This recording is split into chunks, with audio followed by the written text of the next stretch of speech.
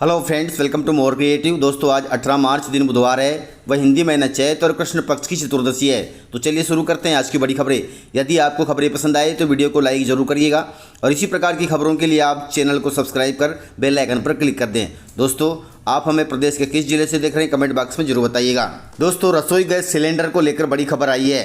केंद्र सरकार ने पीएनजी कनेक्शन वाले उपभोक्ताओं को एलपीजी सिलेंडर रखने या रिफिल करने से रोक दिया है। ध्यान रखिएगा, नए नियम का उद्देश्य एलपीजी वितरण को सुव्यवस्थित करना और यह सुनिश्चित करना कि सब्सिडी वाली गैस उन लोगों तक पहुंचे जिनके पास पीएनजी का विकल्प नहीं है। दोस्तों, उपभोक्ताओं को अपने एलपीजी कनेक्शन सरेंडर करने के लिए भी कहा गया है। केंद्र सरकार का कहना है कि पीएनजी कनेक्शन जिनके पास है उनके पास अब एलपीजी सिलेंडर का कनेक्शन नहीं होना। यह फैसला प्रदेश सहित देश भर में एलपीजी संकट को लेकर लिया गया है।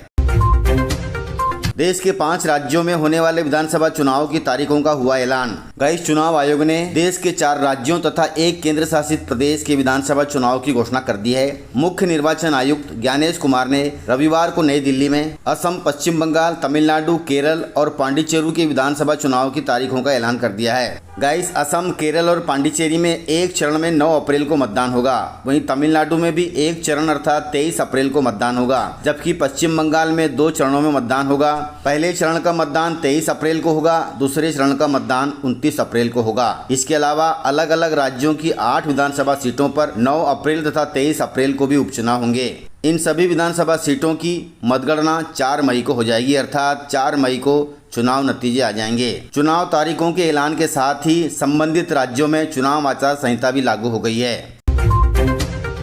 गैस एलपीजी संकट पर कलेक्टर साहब की अनोखी पहल है। मध्य प्रदेश के बड़वानी जिले के कलेक्टर जयंती सिंह ने एलपीजी संकट के बीच लोगों से शादी के मेनू में बदलाव करने की बात कही है। उन्होंने कहा कि रोटी पराठे की जगह कम ईंधन वाले व्यंजन बनाए जाएं ताकि कम ईंधन खर्च हो।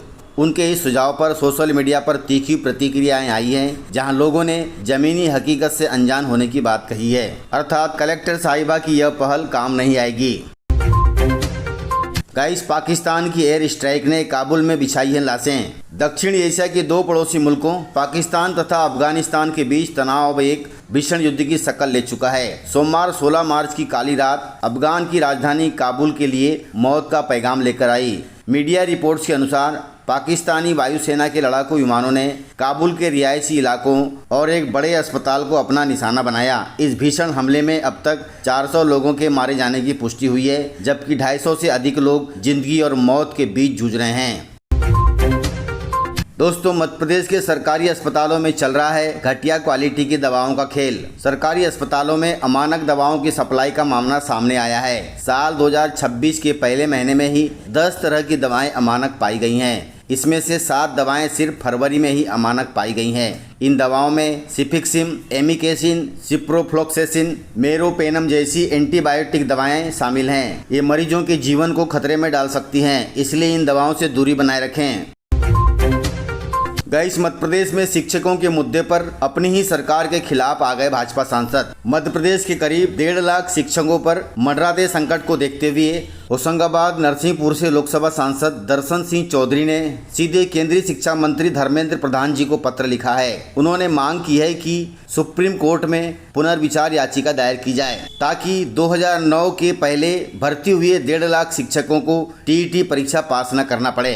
दोस्तों, सांसद महोदय का तर्क है कि जिन शिक्षकों ने अपनी जिंदगी के 25 साल से ज्यादा समय शिक्षा को दे दिए, आज उन्हें नौकरी खोने का डर सता रहा है। यह शिक्षक उस समय भर्ती हुए थे जब राज्य सरकार के नियम और वैधानिक प्रावधान अलग थे, लेकिन अब अचानक पात्रता परीक्षा अनिवार्य करना उनके साथ अन्याय है। वहीं संसद महोदय ने सरकार को चेताया है कि यदि इस टीईटी में संशोधन नहीं किया गया तो वे शिक्षकों के साथ आंदोलन में खड़े हो जाएंगे। गाइस, मध्य प्रदेश पुलिस में फिर से निकलने वाली है भर्ती, इसलिए आप तैयार हो जाएं।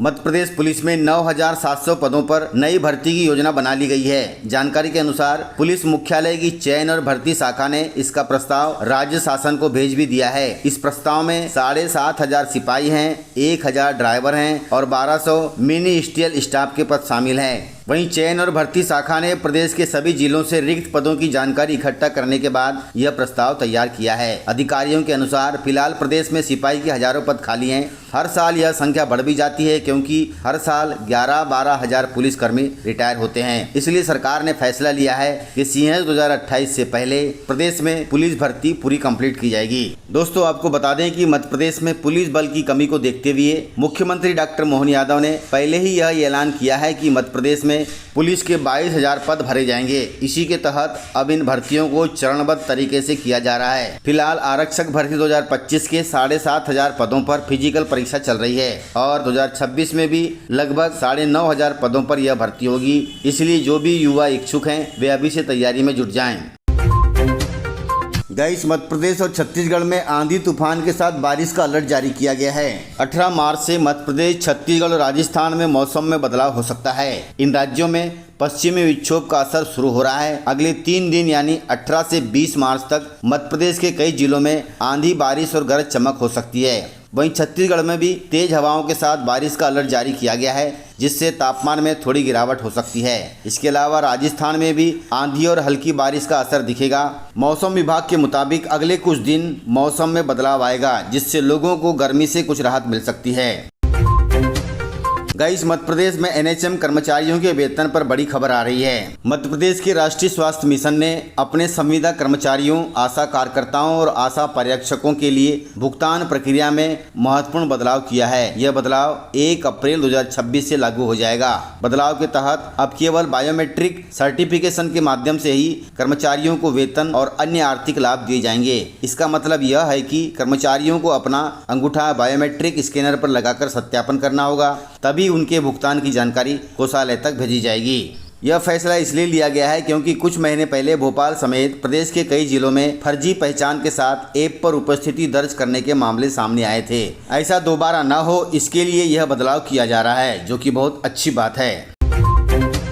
दोस्तों, उज्जैन में सिंहस्थ से पहले फर्जी बाबाओं की होगी तलाशी। उज्जैन में होने वाले सिंहस्थ महाकुंभ से पहले ही साधु संतों को लेकर विवाद सामने आ रहे हैं। इसी बीच अखिल भारतीय अखाड़ा परिषद के अध्यक्ष महंत रविंद्र पुरी ने फर्जी साधुओं की पहचान के लिए खास अभियान चलाने की बात कही है। महंत रविंद्र पुरी का कहना है कि संतों की अपनी परंपरा और नियम होते हैं। सिर्फ अलग अलग रंग के कपड़े पहन लेने और विभूति लगाने से कोई संत नहीं बन जाता। उन्होंने कहा कि इन दिनों कई लोग साधु का भेष बनाकर घूम रहे हैं। इनमें कुछ संदिग्ध लोग भी हो सकते हैं। शक यह भी है कि कुछ बांग्लादेशी घुसपैठ भी हो सकते हैं। इसी वजह से ऐसे लोगों की पहचान करना और उनकी जांच करना बहुत जरूरी है। कुल मिलाकर सिंहस्थ के दौरान इन बाबाओं की होगी जरूरी तलाशी, जो कि बहुत अच्छी बात है। दोस्तों, इस प्रकार से खबरें थी। यदि आपको खबरें पसंद आई हो तो वीडियो को लाइक, शेयर एंड सब्सक्राइब जरूर करें। तो मिलते हैं सर अगले वीडियो में, तब तक के लिए जय हिंद, जय भारत, जय एमपी।